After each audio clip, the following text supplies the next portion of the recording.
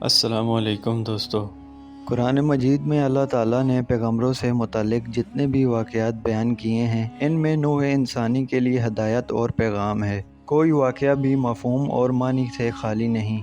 ان میں ایک مشہور و معروف واقعہ اللہ تعالیٰ کے پیغمبر حضرت موسیٰ علیہ السلام کا حضرت خضر علیہ السلام سے ملاقات کا ہے، جسے سورہ کہف میں تفصیل کے ساتھ بیان کیا گیا ہے۔ اس واقعے میں اللہ نے حضرت خضر علیہ السلام کے ذریعے اپنے کارخانہ مشیت میں رونما ہونے والے حادثات میں سے چند ایک سے پردہ اٹھایا ہے۔ واقعہ کچھ یوں ہے کہ ایک مرتبہ بنی اسرائیل نے حضرت موسیٰ علیہ السلام سے پوچھا، اے اللہ کے پیغمبر، کیا اس روئے زمین پر آپ سے بھی بڑا کوئی عالم ہے؟ موسیٰ علیہ السلام نے فرمایا، میں سب سے زیادہ علم والا ہوں۔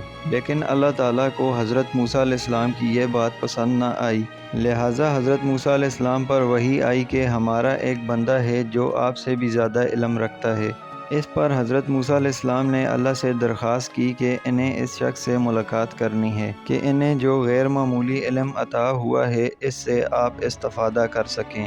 اللہ نے فرمایا، اس بندے کا نام خضر ہے، ان سے آپ کی ملاقات ایک صورت میں ہوگی۔ اللہ تعالیٰ نے موسیٰ علیہ السلام کو حکم دیا کہ ایک مچھلی کو اپنے توشہ دان میں رکھ لیں اور سفر پر نکل پڑیں۔ جس مقام پر یہ مچھلی گم ہو جائے گی، اس مقام پر وہ شخص ملے گا۔ لہٰذا موسیٰ علیہ السلام نے مچھلی کو اپنی زنبیل میں رکھا اور اپنے خلیفہ یوشع بن نون کو لے کر ان کی تلاش میں نکل پڑے۔ چلتے چلتے جب آپ ایک دریا کے ساحل پر پہنچے تو آرام کرنے کے لیے کچھ دیر وہاں پر لیٹ گئے اور حضرت موسیٰ علیہ السلام کو نیند آ گئی۔ اچانک وہ مچھلی زنبیل میں تڑپنے لگی اور اچھل کر اس دریا میں چلی گئی۔ آپ کے خلیفہ یوشع نے دیکھا کہ وہ مچھلی جس جگہ گری ہے وہاں پانی ہٹ گیا ہے اور ایک راستہ بن گیا۔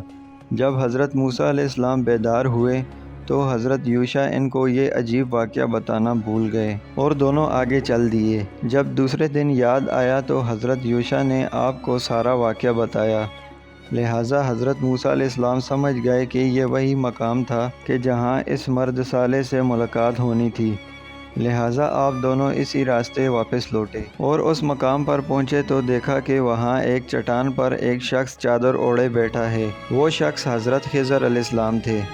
حضرت موسیٰ علیہ السلام نے انہیں سلام کیا اور اپنا تعارف کرانے کے بعد فرمایا کہ آپ مجھے وہ خاص علم سکھا دیں جو اللہ نے آپ کو عطا فرمایا ہے۔ حضرت خضر علیہ السلام نے کہا، اے موسیٰ، یہ ممکن نہیں، کیونکہ آپ صبر نہیں کر پائیں گے۔ لہٰذا موسیٰ علیہ السلام نے اصرار کیا اور کہا، انشاءاللہ آپ مجھے صبر کرنے والا پائیں گے۔ حضرت خضر علیہ السلام نے کہا، تو پھر ایک شرط ہے کہ جب تک آپ میرے ساتھ رہیں گے کسی معاملے میں آپ مجھ سے سوال نہیں کریں گے جب تک میں خود اس معاملے کی حقیقت نہ بیان کر دوں۔ لہٰذا موسیٰ علیہ السلام نے شرط منظور کر لی اور دونوں بزرگ اس ساحل کے راستے چل پڑے۔ چلتے چلتے آپ ایک مقام پر پہنچے جہاں ملاح لوگوں کو کشتی پر سوار کر رہا تھا تاکہ وہ لوگوں کو دریا کے پار کرا دے۔ جب اس نے حضرت خضر کو دیکھا تو پہچان لیا کہ اللہ کے نیک بندے ہیں، لہٰذا اس نے دونوں سے کوئی کرایہ نہ لیا اور اپنی کشتی میں سوار کر لیا۔ جب کشتی چلنے لگی اور دریا کی لہروں کے درمیان پہنچی تو حضرت خضر علیہ السلام نے اس کشتی کا ایک تختہ توڑ دیا جس سے کشتی میں ایک سوراخ ہو گیا۔ اس پر حضرت موسیٰ علیہ السلام نے کہا، اس ملاح نے آپ کے ساتھ اتنا اچھا سلوک کیا اور بدلے میں آپ نے اس کی کشتی توڑ ڈالی، یہ آپ نے بہت برا کام کیا۔ اس پر حضرت خضر علیہ السلام نے کہا، میں نے آپ کو پہلے ہی کہا تھا کہ آپ صبر نہ کر سکیں گے۔ لہٰذا حضرت موسیٰ علیہ السلام نے معذرت کی اور کہا، میری اس غلطی کو درگزر کر دیں، میں اپنا وعدہ بھول گیا تھا۔ اس دوران ایک چڑیا آئی اور اس کشتی کے کنارے بیٹھ کر دریا میں چونچ ڈالی اور پانی پینے لگی۔ حضرت خضر علیہ السلام نے حضرت موسیٰ علیہ السلام سے کہا، میرا اور آپ کا علم ملا کر بھی اللہ کے سامنے اتنی حیثیت بھی نہیں رکھتا جتنا اس وقت اس چڑیا کی چونچ میں سمندر کا پانی ہے۔ کشتی ایک ساحل کے کنارے رکی، لہٰذا دونوں حضرات اتر گئے اور آگے چل دیے۔ راستے میں انہیں ایک بچہ نظر آیا جو کھیل رہا تھا۔ حضرت خضر علیہ السلام آگے بڑھے اور اس بچے کی گردن مروڑ کر اسے قتل کر ڈالا۔ یہ دیکھ کر حضرت موسیٰ علیہ السلام بہت غضبناک ہوئے اور غصے میں بولے، یہ آپ نے کیا کر ڈالا؟ آپ نے ایک معصوم بچے کی جان لے لی۔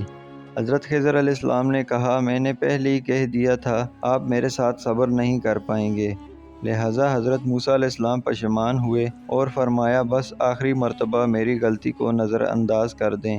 اگر میں نے دوبارہ کوئی سوال کیا تو آپ مجھے نہ رکھنا بلکہ میں خود ہی آپ کا ساتھ چھوڑ دوں گا۔ پھر دونوں حضرات آگے چلے اور چلتے چلتے ایک گاؤں میں پہنچے۔ طویل سفر کرنے کی وجہ سے دونوں تھک چکے تھے، لہٰذا دونوں اس گاؤں میں موجود لوگوں کے دروازوں پر گئے اور درخواست کی کہ انہیں وہاں کچھ دیر کے لیے پناہ دیں، مگر اس گاؤں کے لوگوں کے اندر سے رحم و انسانیت کا جذبہ مر چکا تھا۔ انہیں کھانا اور پناہ دینے سے انکار کر دیا اور انہیں وہاں سے دھتکار دیا۔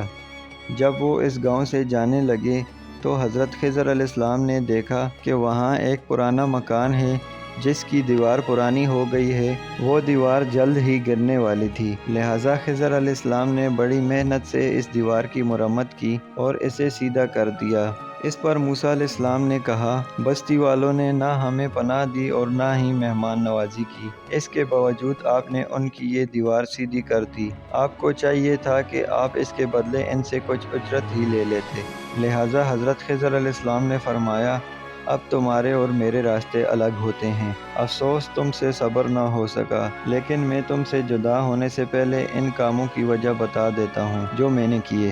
اس کشتی کو توڑنے کی وجہ یہ تھی کہ وہ ملاح یہ کشتی لے کر ایک ایسی جگہ سے گزرنے والا تھا جہاں ایک ظالم بادشاہ کی حکومت تھی، اور وہ اس علاقے سے گزرنے والی ہر کشتی کو ضبط کر دیتا ہے۔ جب وہ اس علاقے سے گزریں گے تو اس کشتی میں نقص ہونے کی وجہ سے وہ بادشاہ ان سے یہ کشتی نہ چھینے گا اور انہیں چھوڑ دے گا۔ اس طرح اس غریب ملاح کا گھر بچ جائے گا، اور وہ بچہ جسے میں نے قتل کیا وہ بڑا ہو کر بدکار شخص بننے والا تھا جو کفر اور سرکشی کرتا اور اپنے ماں باپ کے لیے آفت بن جاتا۔ لہٰذا بحکم الہی میں نے اسے قتل کر دیا تاکہ اس کے ماں باپ اس کے فتنے سے محفوظ ہو جائیں، اور اب اللہ انہیں بدلے میں ایک نیک اور صالح اولاد سے نوازے گا۔